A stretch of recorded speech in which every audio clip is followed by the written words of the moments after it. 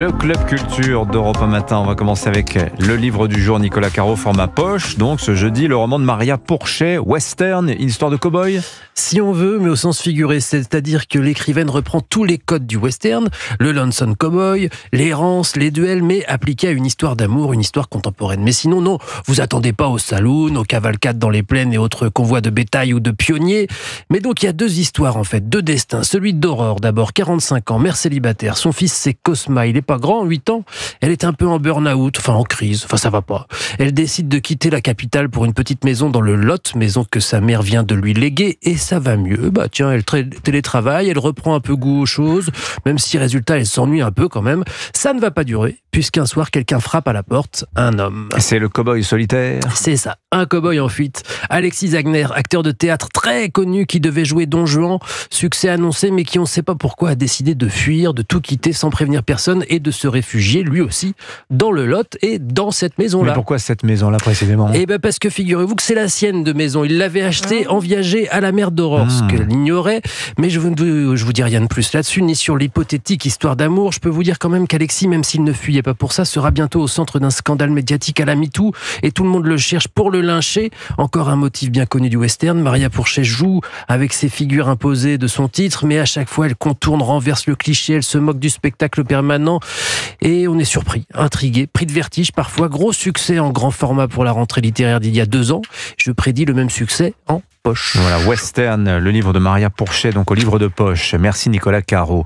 La sortie Europe 1 de la semaine, Olivier Benkemoun, I'm Coming Out, expo incontournable qui démarre à la Cité de la Musique. I'm Coming Out, 4 mots de Diana Ross, et vous voilà projeté dans un univers de pâte d'Ève, de boules à facettes, de tenues fluo. Est-ce qu'il existe musique plus libératrice ? On est dans les années 70 et l'énergie de la disco va tout emporter, faire tomber les barrières sociales, sexuelles et raciales. Pierre Leloup, commissaire de l'expo. C'est une musique qui fait écho au droit civique, à la lutte pour la visibilité, parce que cette musique a vraiment beaucoup aidé en fait cette culture africaine-américaine à pénétrer auprès du grand public, comme le jazz auparavant et comme le rap par la suite. Les Noirs inventent une musique sur laquelle les Blancs dansent, les gays dansent, et l'arrivée des vêtements moulants, tous les looks sont permis du moment qu'il y a du look et une envie folle de se libérer du passé, de la guerre du Vietnam, bref, de réinventer l'époque. Et la disco a été un mouvement international, disait Céron. Oui, de New York, le Creuset, l'origine à Rome, en passant par Stockholm, Londres, Paris.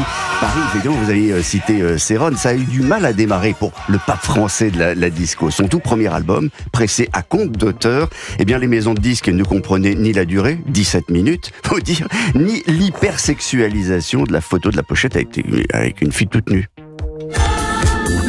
Et pourquoi des nanas sur les pochettes ? Parce que je chante pas.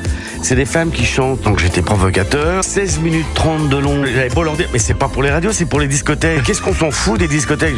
Vous avez tort. Les discothèques vont devenir un vrai média. Et moi, j'ai composé de la musique pour les discothèques.